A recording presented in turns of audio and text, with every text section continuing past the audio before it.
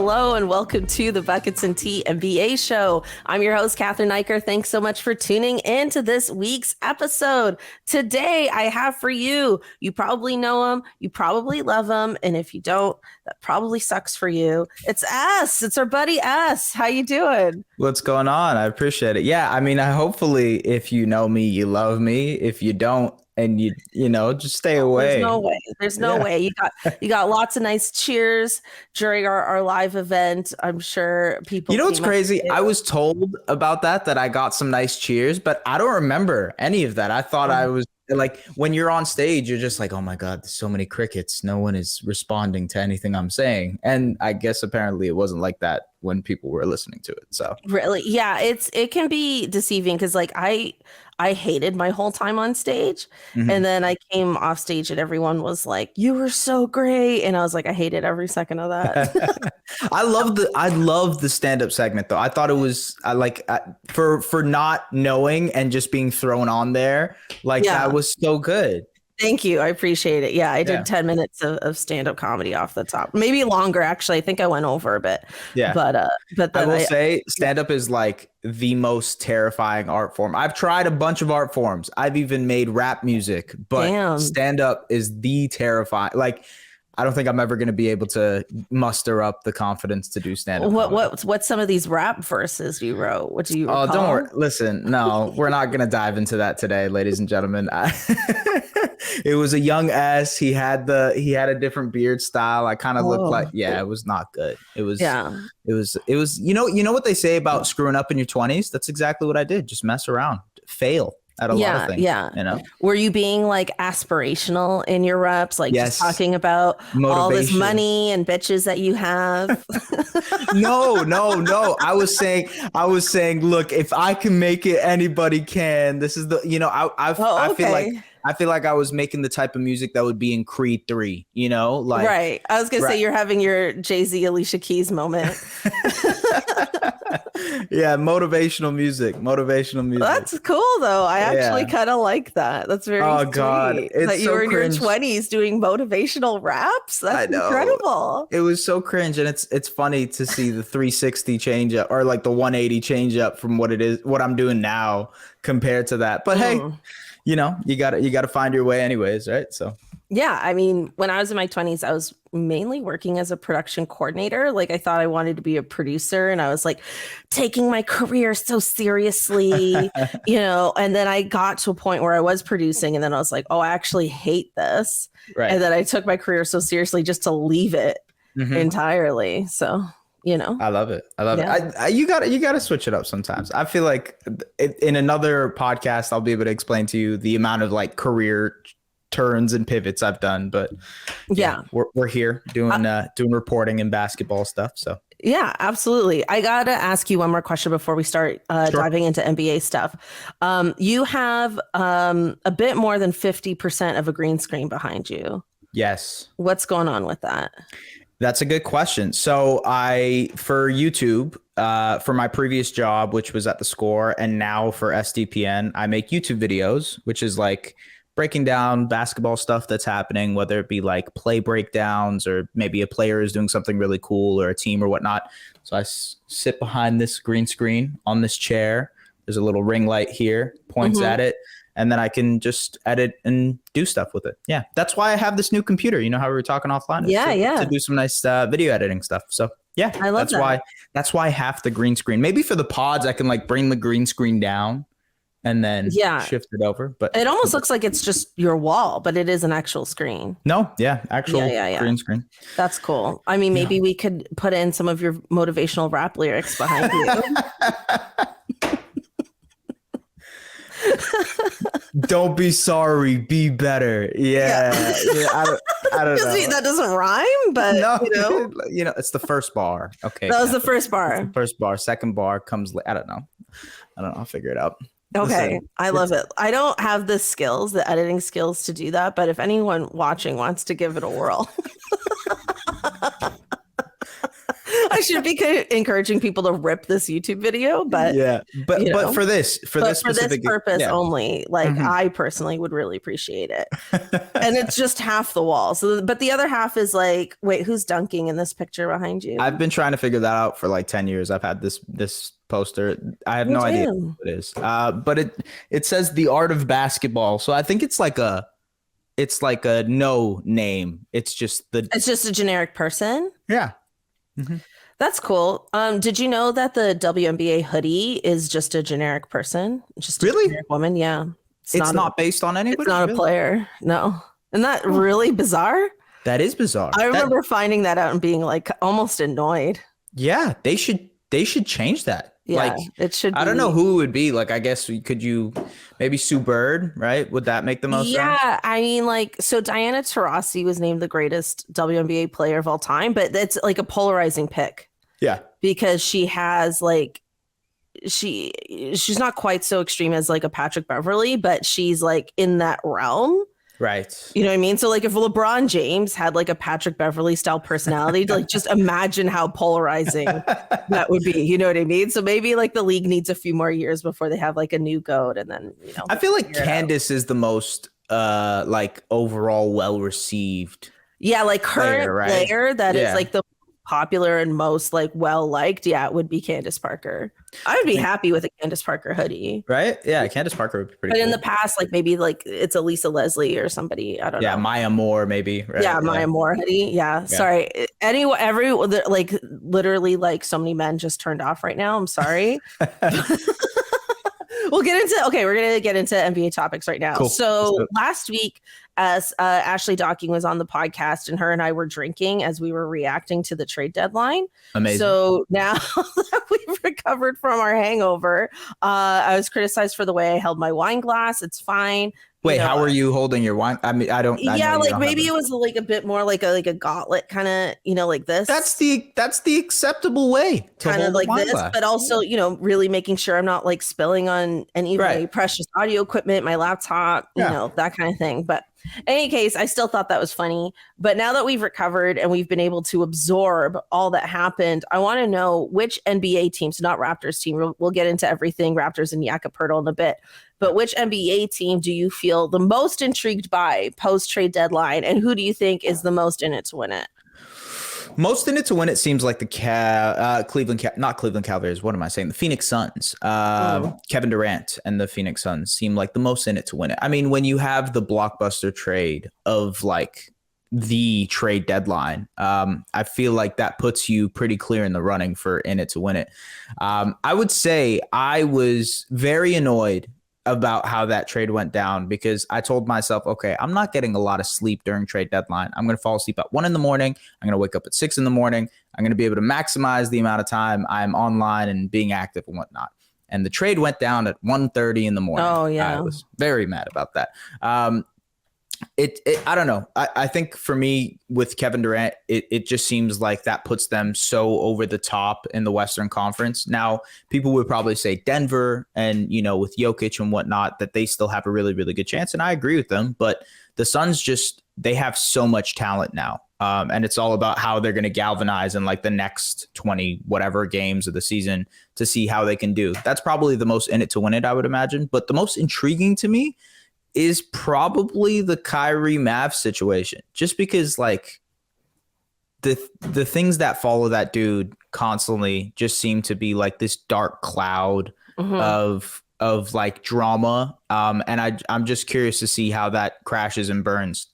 I know that's kind of harsh to say, but it just seems inevitable with everything. So yeah, I think that's probably it. I think Kyrie and the Mavs is the most intriguing because it makes you feel like, okay, I know the ending of this. I know how this is going to end. It's like watching a show you've watched a million times and you're just trying to see like place together what happens. Yeah. So that's how. Yeah. Or like a couple, is going to not work out. Yeah, exactly. Still together somehow. You just gossip with your significant other. You're like, oh my God, I can't wait until this ends. This is going to be amazing. Yeah. It feels like that. It does feel like that. Yeah. I mean, I agree. Like, I think, like let's talk about the Mavs for a sec. Like, on one hand, Kyrie Irving, probably the best teammate Lucas had, just from a pure basketball perspective, Yeah. right? But at the same time, he's an agent of chaos. Like, I don't want to talk about him like he's like literally the Joker, but he kind of He kind of is, though. Yeah, I get it. yeah, Yeah. I mean, he is the NBA's version of that. And, I think maybe just for the rest of this season, he might do really well, right? Because it's like it's a new team, new environment. He's going to have a bit of that like honeymoon phase. And then plus he's playing for like a bigger contract. But beyond that, I do also agree, as per so much evidence, this is going to crash and burn. And I wonder if like Kyrie Irving, in my opinion, this is so just whatever, but in my opinion, I feel like this guy is just going to spontaneously quit basketball someday. It feels like we're gearing up towards that. Like randomly, we're going to get a Woj bomb or a Shams bomb saying Kyrie Irving has decided he's officially retiring from basketball and moving on to be out of nowhere. And it's going to be like mid-season. It won't even be an injury. Like he's going to decide he's over it one day. And like what he decides to do after that is probably going to be left field. Maybe he picks up stand-up comedy. Who knows? Like maybe he decides that would be wild. And then he would be like that shock jock comic that just says like offensive things to rile people up. And it's like nothing no one's ever heard before. No, but it's like, oh yeah, that joke was good in 1995. Oh yeah. Imagine he's just like ripping off like old like Chris Rock jokes or something. Oh my God. I hate when people do that. Anyways, I did a show once and this guy, and it was like a contest. This is like earlier in my stand-up career, and this guy won, and he literally ripped off like a Bernie Mac set. And I was livid. And it was in Windsor, Ontario. So then I had to I was in a car with other comedians, like driving home from Windsor, Ontario, like late at night. And I think I bitched about it for like half an hour. I was going to ask, did you try to contest? Like, did you try to be like, that was Bernie? Like I was like, get me out of this town. That's how I responded. I was like, get me out of this town. But anyway, I digress. Yeah, the whole Kyrie thing is gonna crash and burn. Maybe he won't even re-sign with the Mavs. I mean, that would also be hilarious, right? Like I could see a world where he's just like, that was cute. Hey Phoenix, I really still want to play with my buddy Kevin Durant. I could see that. I honestly nothing Kyrie Irving does would surprise me at this point, right? Like whatever situation happens in the summer. Yeah. Like I wouldn't be surprised at all if he goes to the Lakers, if he goes to the Suns, if he ends up retiring. None of those options would surprise me at all. So, I mean, I think it's intriguing because it's like a car crash is intriguing. You know how people slow down on the freeway or highway when they're like watching a car crash. It feels like the same thing with Kyrie Irving. Yeah, I could see him just playing really well, just close to changing people's minds and then flipping the script. Yeah. But with the Phoenix Suns, I mean, not only did they make one of the biggest midseason trades ever, maybe the biggest, I do think there's such a high IQ on that team that whatever chemistry issues could arise, they'll figure it out. Like, I think, any other team, you'd be like, oh, they're going to need time to play together and figure it out and figure out their schemes and this, that, and the other. But this team, I believe, could actually pull it off in what is left of the regular season. You know what I mean? I don't think they're going to need all of that time to figure it out. I actually think they'll be able to pull this off. And I think the other guys on that team are going to not have such a huge ego in comparison to Kevin Durant that they'll Devin. I don't see Devin Booker being like, no, I need X number of points a game or something like that. They're all going to back off and let Kevin Durant be him. And they'll be happy to work around him is what I'm saying.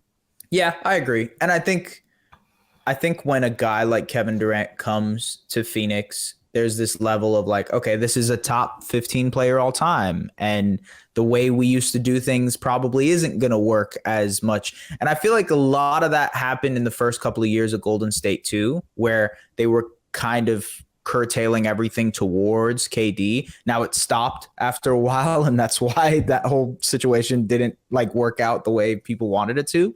But with Phoenix, I think there is this level of like Devin Booker isn't a 2-time MVP like Steph Curry. So he's not at that level where he thinks like he's better than Kevin Durant. There's no like ego there when it comes to Devin Booker. I think the same thing applies to DeAndre Ayton and Chris Paul. So I agree. And to be honest with you, from like the little clips that we've seen of Monty Williams and the way that he coaches, he seems like a guy that's just perfect to galvanize this team and just like motivate anybody, rally the troops type.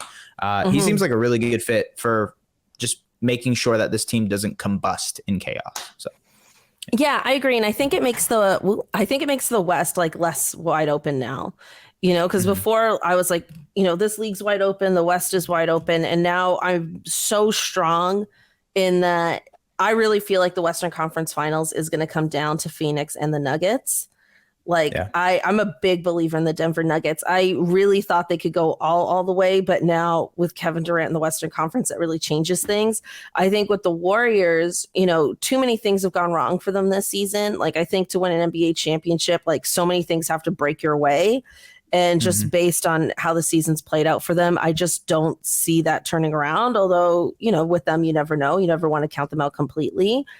The Grizzlies, I just feel like they're a bit too immature. I was saying this on a previous episode, like they just have like a frat boy energy to me right now, where it's like, they're just, their eye isn't on the prize right now. I feel they would disagree, but I just feel like they're a bit too immature right now. I feel like maybe they're still a year or two away. Yeah, they got a little bit too much dip on their chip. It feels like that. Yeah, I agree.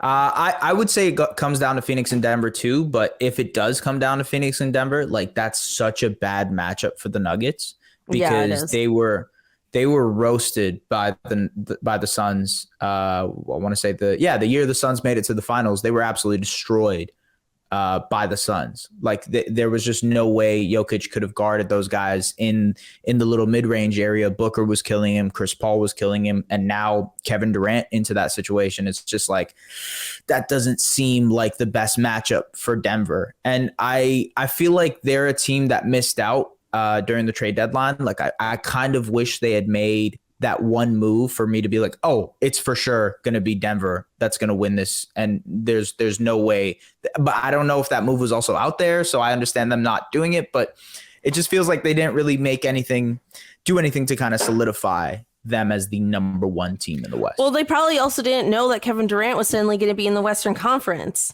That's also true. Right? Yeah. Like if they knew, like, oh shoot, like even like if that trade happened, because like the Kyrie trade happened like the Friday or that weekend before, right? And then it's like if they knew or had more time to prep, then maybe, who knows, they make a move. But that happened like trade deadline day, and then you're like, well, shit. Yeah, how do you like react to that pivot? Curveball? Yeah, and then you don't want to do something like too hasty. So, I think they should rely they have a good core, like between Jokic and Murray and KCP and all those guys. Like they have enough to make things interesting with any team in the West. It's just like the Suns specifically are just a really tough matchup for them. The things that they can do on the court is just exactly the opposite of what Denver can stop. So I don't know how they look in a playoff series.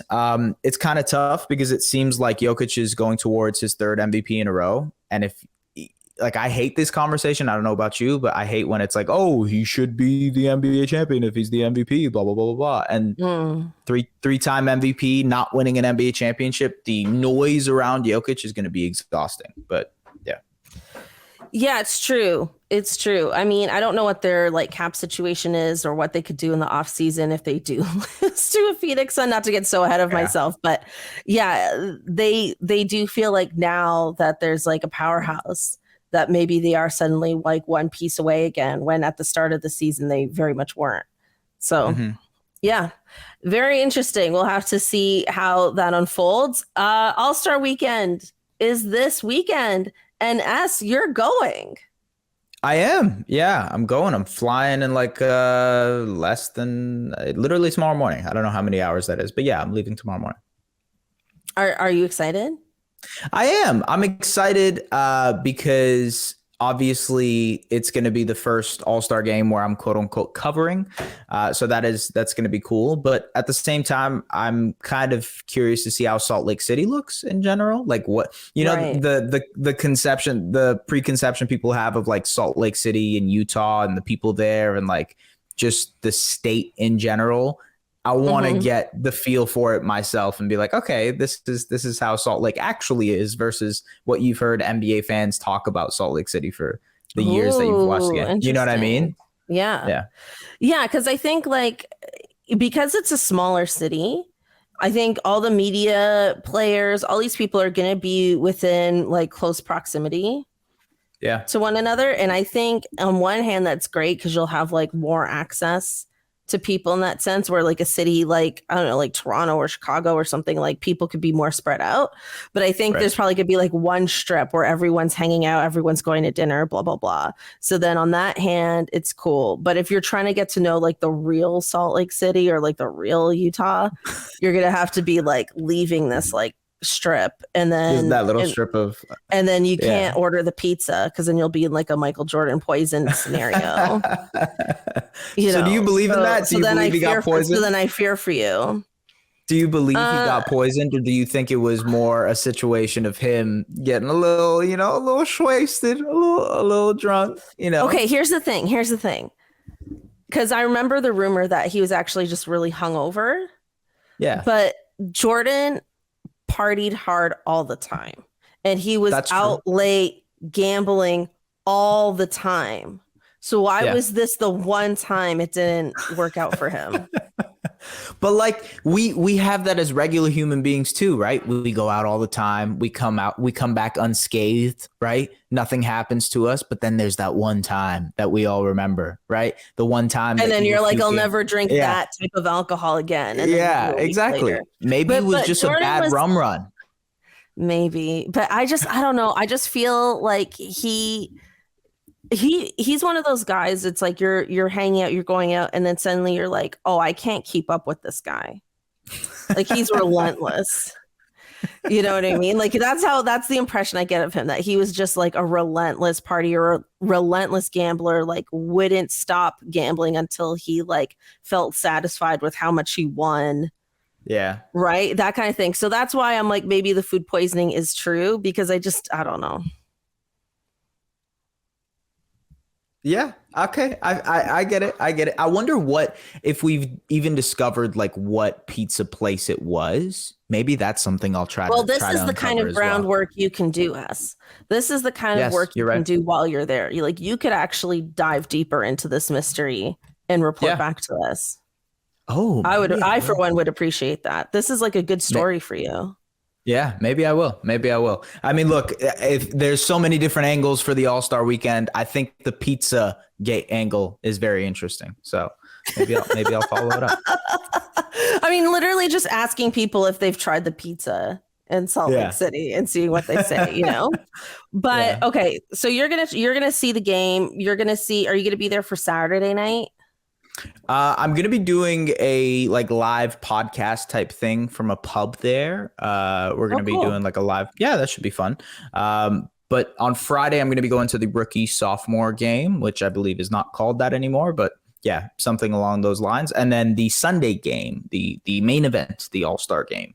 So that should be fun as well. Sorry, it got really dark in my room quickly, but yeah.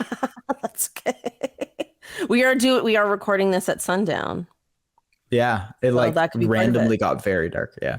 Yeah. That's really cool. So you're gonna see Scotty there and all of that. I love Saturday night, like All-Star Saturday night, even though it's become a bit of an abomination in recent years.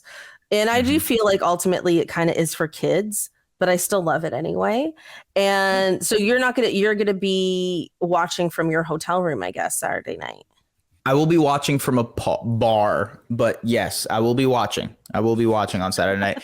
Although I think I agree with you that it's kind of an abomination, but it's sort of like a necessary abomination. It's Right. something you got to go through. And even though it's not for adults, it seems like it's a lot more for kids. I feel like there's ways they can juice it up. make things a little bit more fun at the All-Star weekend on Saturday night. But how would you juice it up? I would do a one-on-one tournament, but you would have to play. Yeah, but like you could only do like 3 dribbles or something like that. That's the maximum amount of dribbles allowed, and you have to score. Yeah, three dribbles, and that's the amount you have to score. That's it. Damn, that's really hard. I know, but it's fun, right? Like that kind of adds. I do like the 1-on-1 or even like a 3-on-3. 3-on-3 would be fun too. Yeah. Like as a bit of a tournament, but that would maybe not so much for a Saturday night because I feel like that would take a while.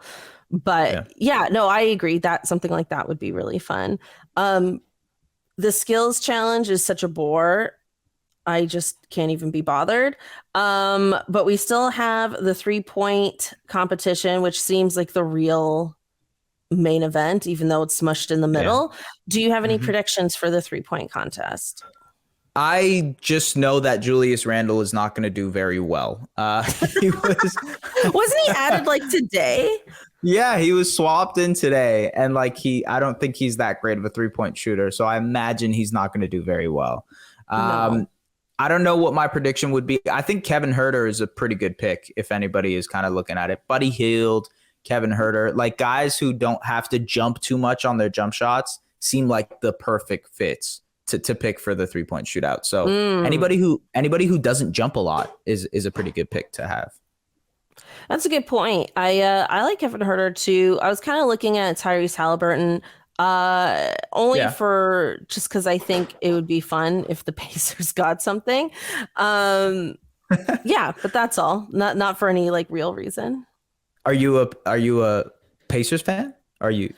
I would not call myself a Pacers fan, but I do think they are an exciting team. That is true. Yeah. I don't like to be a fan of Eastern Conference teams outside of the Raptors. So I understand the Raptors, and then I have like Western Conference teams that I like.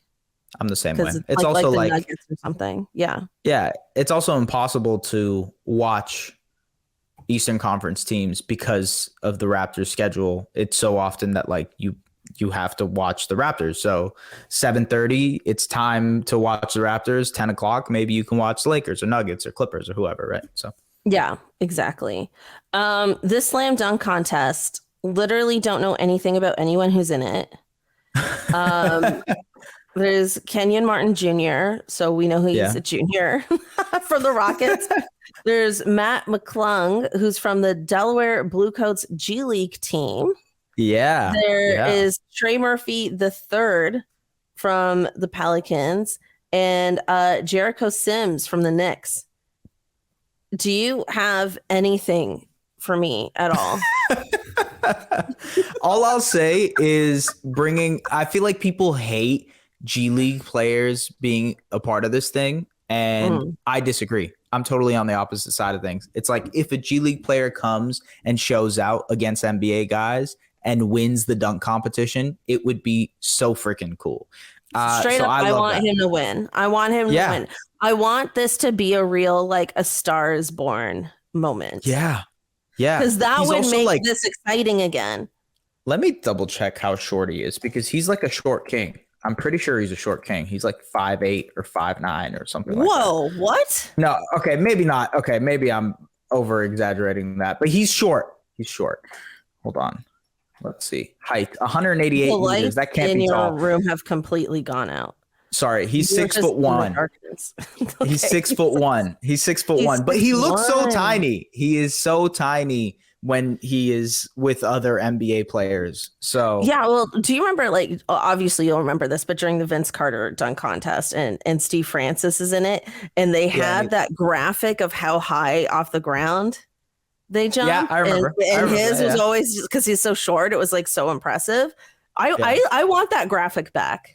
I really enjoyed that graphic, and I would like to see that graphic come back. I don't know. I remember with that dunk contest, they did like they did velocity and like strength of like how hard the basket got hit too. I don't remember if you remember that, but that type of stuff makes it a lot cooler. I just feel like we've reached the capabilities of human beings when it comes to dunking. It's just like we've seen it all. everything is just about like the personality and the flair these athletes put under it. So if a short king comes and he dominates, I would like for him to win.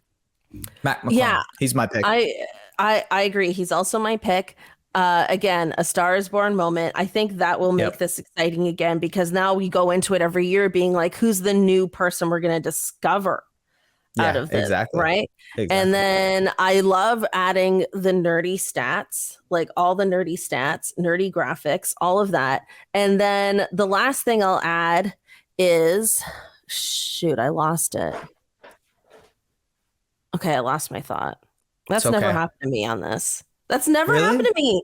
I lost my thought. It was something about, okay, we had the nerdy stats, and then the Star is Born. Oh yeah, okay, here it is. Thank you. So it's just not like, because you mentioned like we've just reached like human capabilities of dunking, right? Yeah. I think like, of course you want to have creativity points, but I think there's nothing wrong with doing a dunk we've seen before, but just executing it very well. Right. You know what I mean? And I want to see these things executed on the first try. Like, right? Like, it just sucks the energy out of the whole arena when you do like a second or third attempt. Like, just let's pick guys who can do it on the first try. Like, I'm so much more impressed with that, even if it's a dunk I've seen before. I agree. I think that's like the biggest thing with a good dunk contest. Like the one that happened in Toronto, the reason it was so awesome was because these guys just every first dunk nailed it. And there's this like building momentum that happens with that, and it makes it fast paced. And that's just why it's so much better that way. Yeah. And we also saw them like, kind of combining things that we've seen before and just adding little elements to it. Like when Zach LaVine did like the free throw line dunk, but then he like did it also between the legs. Right. So it's like stuff like that, which is kind of like what sealed the win for him, even though like Aaron Gordon probably had like more of like the best dunks of that night. But in any case, Gordon has been robbed a bunch of times. But I still say that Toronto dunk contest is the best dunk contest since Carter, I would say. Oh, for sure it is. Yeah. Without question. Yeah, I agree. And it probably the best dunk contest just in terms of like a battle. Okay, I'm turning the light on. Give me a second. This is crazy.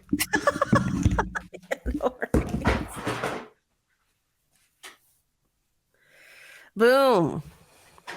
All right. You're like messing around with lamps, still trying to figure out what electricity you had left in your place.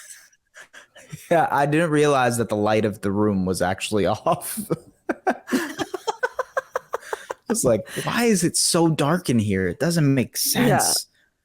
Yeah, there we go. And now we can bring back the lyrics behind you on the green screen. Yes, thank you. Yeah. So you could key it in right here somewhere. Yeah. Right there. Yeah. Yeah, something about doing better. And then we never got the second lyric, but people can make it up now. People can guess what the second bar is. Oh man, I look at myself now and I'm like, man, like you do not look like you would even remotely be able to rap, like even, but it's just funny because it's just like, there's no way if I were to look at myself in a picture, right, in like a line of people, there's no way I would pick him as a guy who can rap. But it's true. It's there. It's capability. We got it. Yeah. I'm not going to do it for you right now. I'm sorry. I don't do well under pressure. That's why I will never do stand-up comedy. So that's fine. So Freddie Rivas, who does the Confederacy of Dunks pod, he hosts, or at least they did. I think they're trying to bring it back, maybe post-pandemic now, a show called Rap Battles. So it was like comedy and rapping. And I did one show where I was playing, but you play like characters, right? Like you're not playing yourself. Yeah. So it was like bad bitch versus basic bitch. And then I played basic because I was like, that'll be funny. And then the people playing bad bitch just destroyed me. I got so destroyed in this rap battle. They even threw caramels in my face. And my God. And I was like, I mean, I did well. Like I didn't bomb or anything, but they just destroyed me. And then I found out Russell Peters was in the crowd. What? Really? And Russell Peters saw me eat shit on stage in this rap battle thing. And then I was like, never again. That was another never again story. Although I did well, but they just were like Because it's like, come on, you're a next bad level. bitch and you're being funny. Yeah. It's like, Saturday night or whatever. Well, if Freddie ever does that, I am down to join. Improv and rapping are like my two guilty pleasures. So I'm down. Yeah. Yeah. Okay. You got to reach out to him and make it happen. Yeah. Freddie, if you're listening to this. He probably won't be. I'll have to message him. But okay, one other topic real quick before we get into Raptors. This is just fun for me. I probably should have just cut it, but in any case, Anthony Davis deleted his Insta. And I was surprised by that. Yeah. Yeah, there's rumors that he found out that the Lakers tried to shop him before the deadline and it didn't happen. And he was really upset about it. Do you think that's true? That would make sense based on how he reacted during the like LeBron's all-time scoring game. Do you remember the reactions that kind of popped up with that? Like he was sitting like very digested on the bench, and then he didn't even like get up to clap and all that stuff. I feel like that was probably taken a little bit out of context, but if you added in with him deleting his Instagram and there's rumors that he's mad about them potentially trading him, yes, that makes a ton of sense. Although like I would still be surprised if he actually ends up getting traded at any point, because like, what are you going to do after? Like, what's the real goal behind trading a guy like Anthony Davis other than just like completely starting over? And then at that point, LeBron James isn't going to be staying for any amount of time, even though he's old, he's still going to find a way to get out of there. So it's just like, you're just saying goodbye to this whole core that you've built. And I don't think that makes sense very much, unless there's like this surefire plan available. Like I know there was this rumor that maybe the Kyrie situation and the AD situation are similar in the sense that you could maybe move Anthony Davis and get Kyrie, but when you get Kyrie, it's like, oh my God, what's the point of even doing that if you're giving up Anthony Davis? So I don't know. I don't think that makes a lot of sense, but the tea leaves are there. That is true. Yeah, I agree. I think even if he like became more like public and vocal about not being happy with the Lakers, they're not going to do anything about it. They're going to do like what the Nets did last summer with Kevin Durant. They're just going to sit on it and just hope he changes his mind and feels better about things and like recruit LeBron to help him feel better about it. Like they can't move him, but it's just very interesting. The timing of it is very interesting. And, they're trying to make like a playoff / play-in push at this point. And they blamed Russell Westbrook for everything. They got rid of him now. And, they're running out of excuses. Well, they've scapegoated two different people in the last two seasons. Frank Vogel was last year's scapegoat, and this season was Russell Westbrook. And like, if things don't work out in this season, and if they don't make a play-in or a playoff run, who's going to be the scapegoat after that? Is it going to be Darvin Ham? Is it going to be Anthony Davis? Is LeBron himself going to be out? Like, there's at some point you're going to run out of people to point fingers at, So it's not a good situation in Laker land. It's always like, it always seems to me that Los Angeles like just has consistent drama around it. I don't know if it's because it's Hollywood and like it like attracts that type of energy, but I don't know. That's fun drama. Yeah. Unlike what the Nets were, which was not fun. But not fun in any case, all right, it's time for our Raptors homer moment. Let's get into it. Jakob Poeltl, had a big game against the Orlando Magic. To what degree have you fallen back in love with Jakob Poeltl? Where are you at with all of this?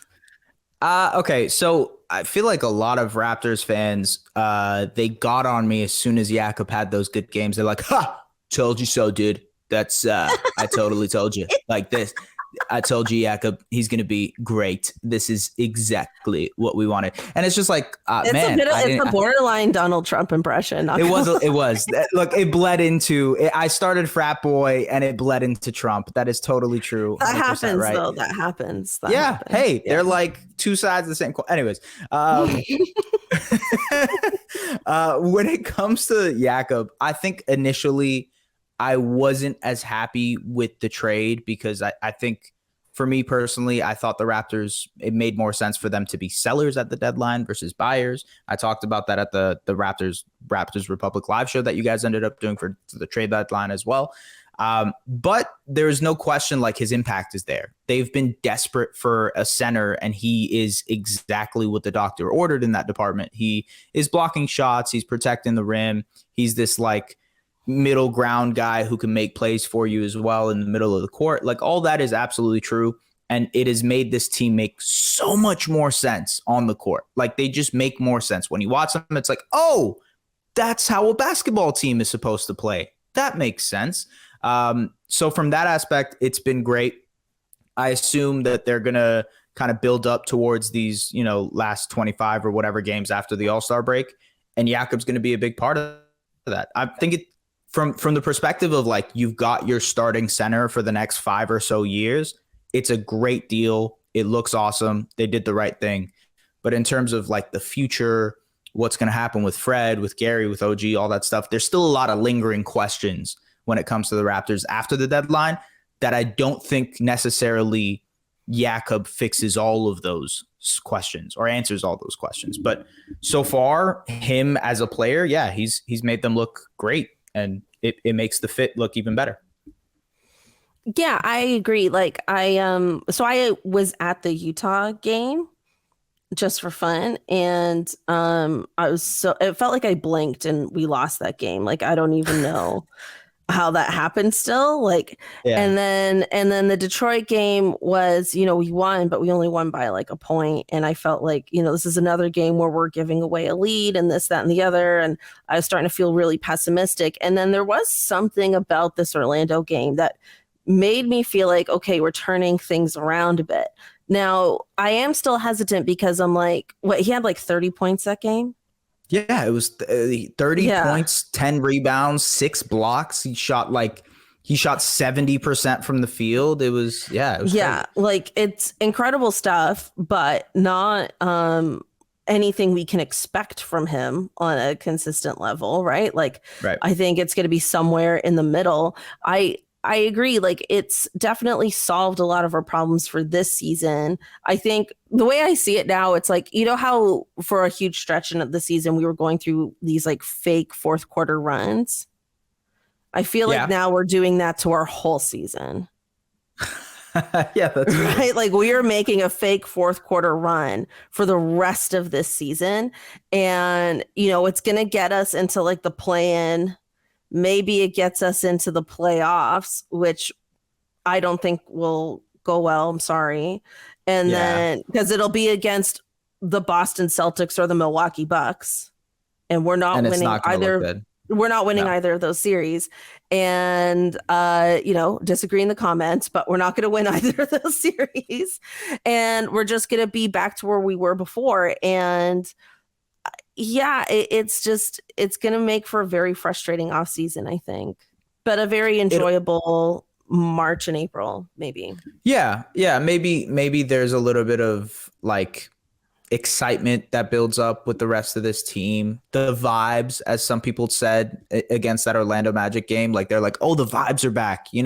I think some of that stuff does help, especially with the locker room that seems like it hasn't had the best of vibes all season. It's good to be able to just kind of boost the morale a little bit, even if it means just playing a playing game or maybe playing one playoff round and you get out. I think from that perspective, it makes a lot of sense. I will say though, yeah, like you're in for a tough summer.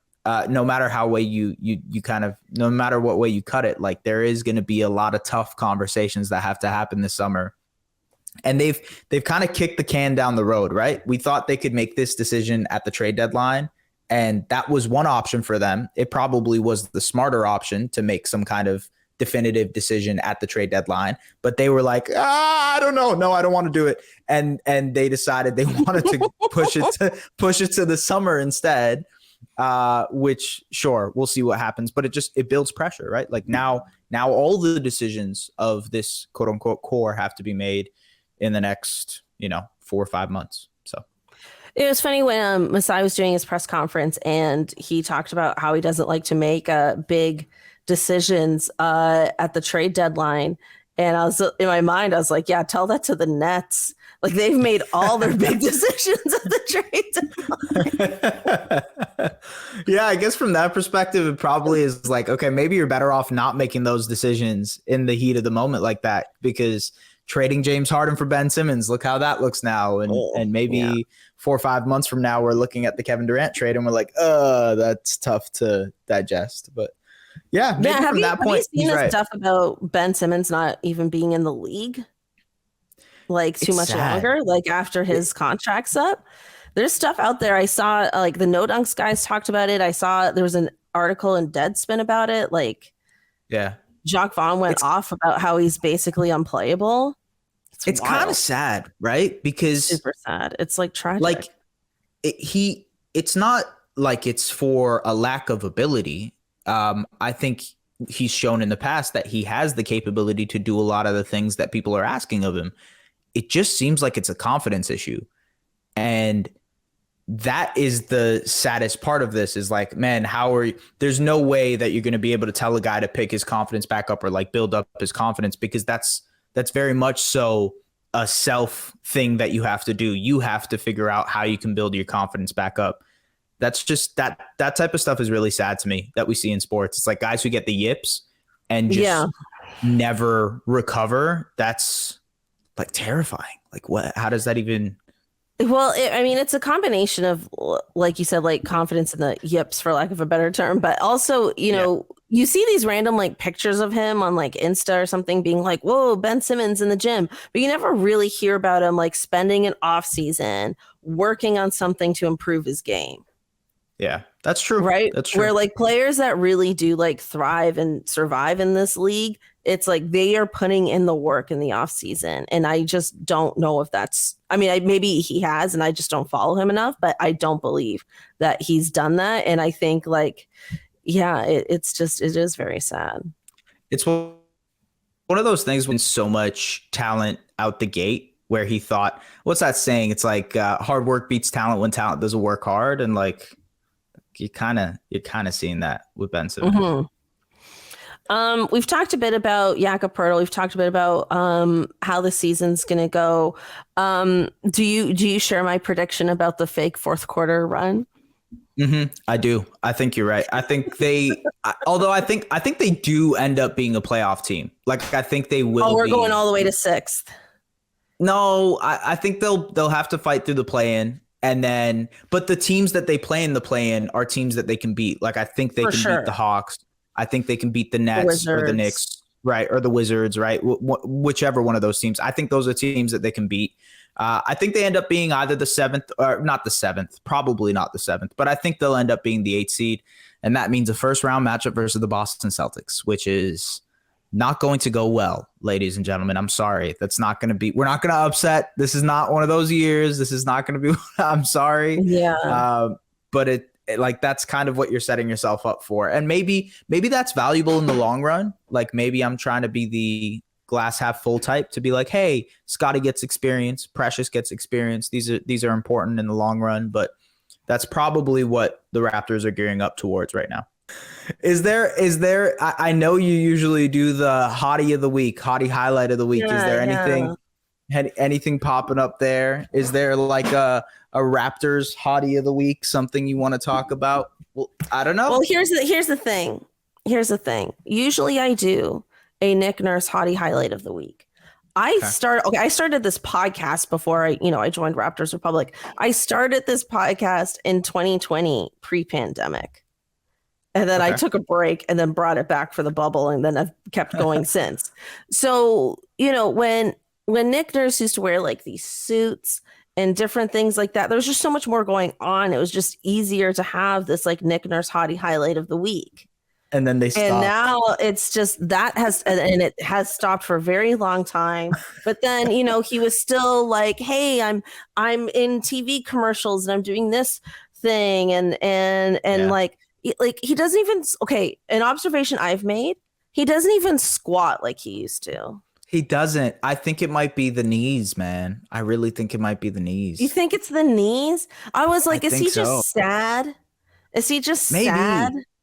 Have like, you noticed? he's just not on the sidelines with the same kind of like energy and gusto like he used to. The Yeah, funny facial expressions, like all they're all these gone. things, they're all It's all kind of gone. gone, man. I know, I know. You know what he's replaced it with, and it makes me anxious watching the games? He fiddles with his wedding ring. Have you noticed that? He is Ooh, constantly fiddling with his wedding ring. He's like, damn. I don't know if you've noticed, but I notice it every time because I'm also a wedding ring fiddler. And he's just constantly like, shit, goddamn. And then he's like got that giant pinky ring that he fiddles with too. yeah, exactly. I don't know. That just tells me that he's very like he's either not himself or he's very like anxious about what's happening right now because it's just like not a good season, not a good vibe. You know what's funny? I'll say this about Nick Nurse. I remember Jack Armstrong came to my school a while ago. This was like right before the pandemic. So around the time you started this podcast, but I asked him, I'm like, so what's the difference between a Dwayne Casey type of coach and a Nick Nurse type of coach? He's like, Dwayne Casey is a coach for times of peace. He's a coach for times when everything is cool, everything's right. Nick Nurse is a coach you go to war with. And that's always stuck with me, to be honest with you, because it kind of makes sense. It's like Nick Nurse is this type of guy that if you give him all the talent in the world, he's going to figure out how it works, and he's going to lead you to the amount of wins necessary to potentially win a championship. I think he's that type of coach. But then you give him guys that he has to develop and coddle and maybe work around and, you know, things that we're seeing this season. And maybe he's not like the guy to do that type of job. Maybe a Dwayne Casey type is more suited for the kind of development side of things. You know what I mean? Mm-hmm, mm-hmm. I don't know how you feel about that, but that's all I heard. No, I agree. I think a lot of us have shared that same observation, right? That he's just not a quote development coach is more or less how we say. Although I was talking to, I believe it was the episode with Samson where we were talking about like development is so much more on the individual player than it is just on like a coaching staff. And I feel like maybe we gave this team and this coaching staff almost too much credit for the amount players like Siakam and Fred VanVleet. Samson is big on let's never credit the coaches, which I agree. So do you agree?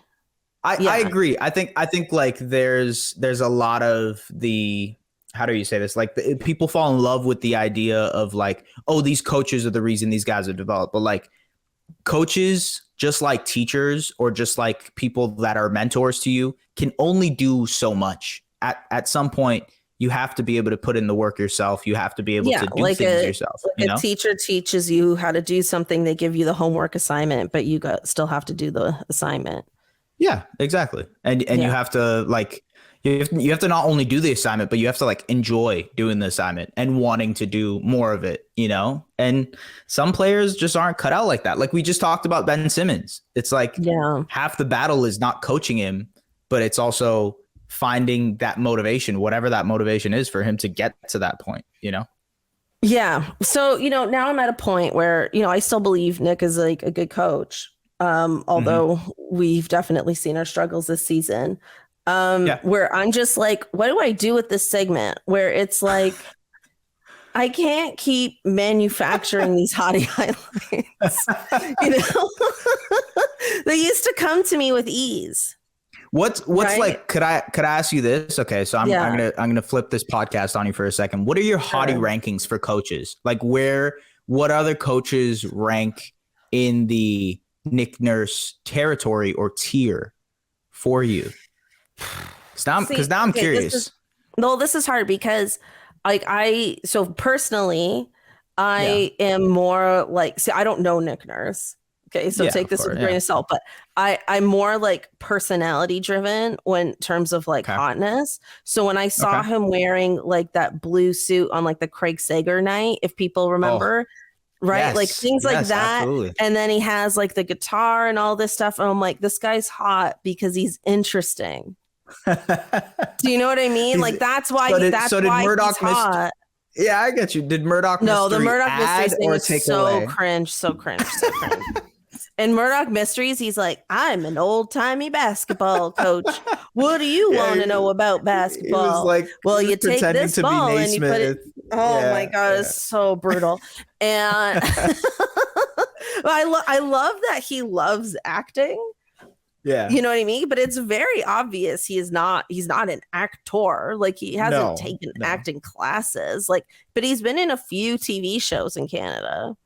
Yeah. But I like that. Like, I like that he's interested in things beyond basketball because you just rarely see that, especially in a coach, right? Like coaches, it's just like, I live and breathe basketball and this is my whole life. My family's here, but whatever, you know, like that's it. And he just has like all these other like interests. Like he plays guitar, he plays piano, he sings, he listens to jazz, he, you know, all this stuff. Like you hear stories about him, like in the finals, he's at some like obscure piano store in San Francisco and stuff. And it's just like, that's cool to me.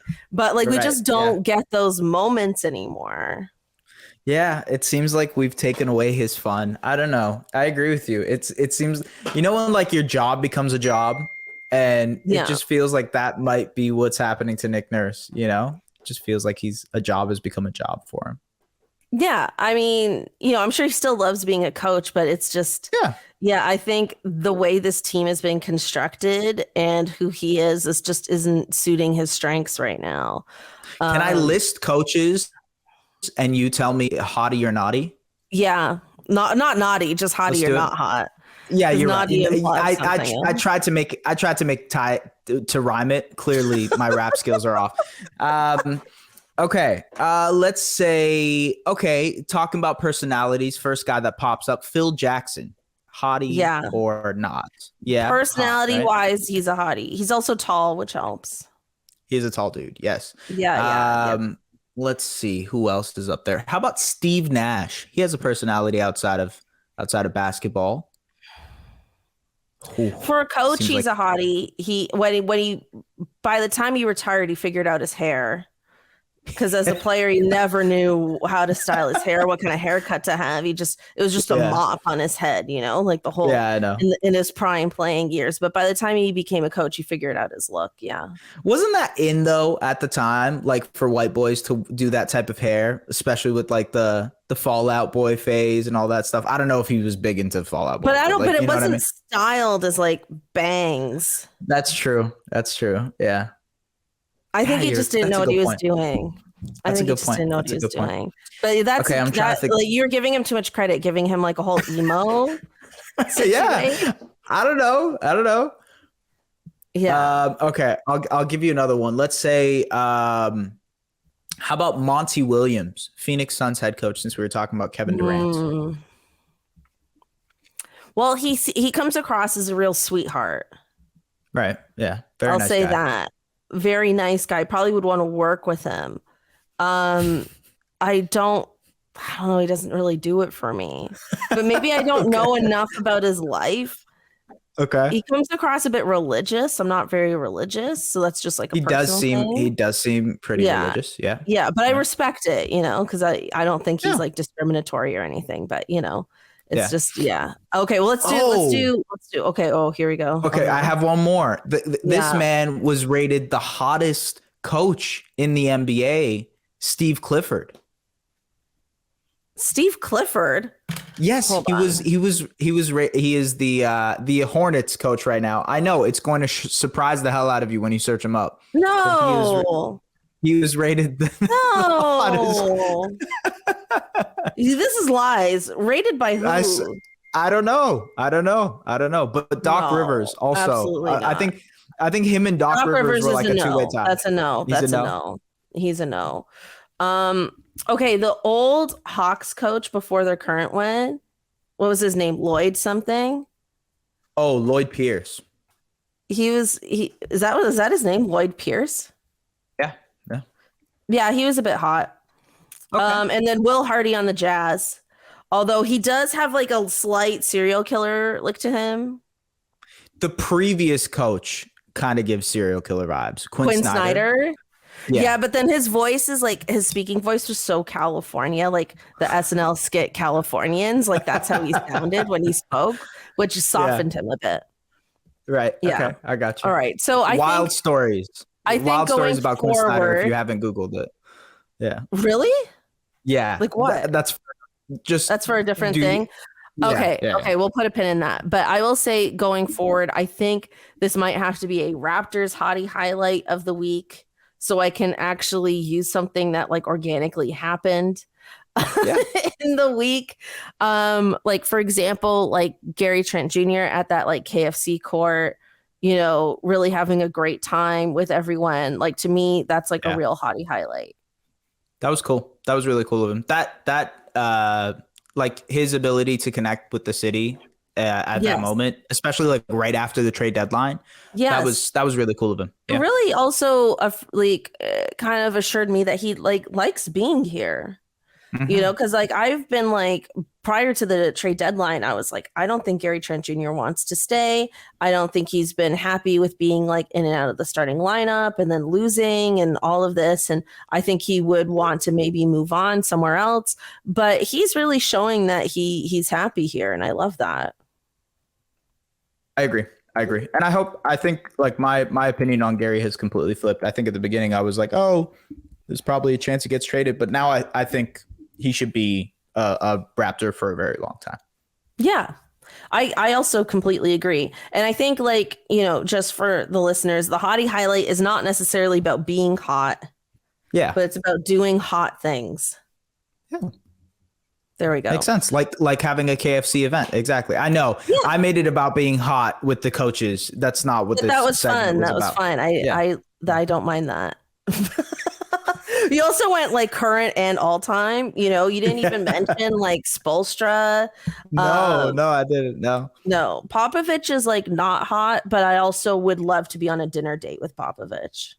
Yeah, he seems like a really cool dude. You know what I mean? Like I would love to have like a bottle of wine, not just a glass, a bottle of wine with Popovich. I think that would get just conversationally. I think that would be interesting. Just conversational. I agree. Okay, thank you so much for joining me on this episode. Wildly entertaining. We went a little all over the place, but I love it. Remember to get those lyrics to us. Let's get that on the green screen behind you. And for people listening and watching this on YouTube, let us know what you're up to and where we can find you on the internets. Yeah, you can just follow me on Twitter at just Baraheni. You can do all that stuff, do some great work at SDPN Sports, doing some covering of the game. And obviously, yeah, we'll be in Salt Lake City for the weekend trying to cover the All-Star game from outside the arena. So if you see me, come say hi. Really looking forward to how you find the pizza there. I will. That's gonna be a storyline right there. I promise you. Don't die on us. Okay, thank you so much. Thank you for having me. Appreciate you. All right, bye.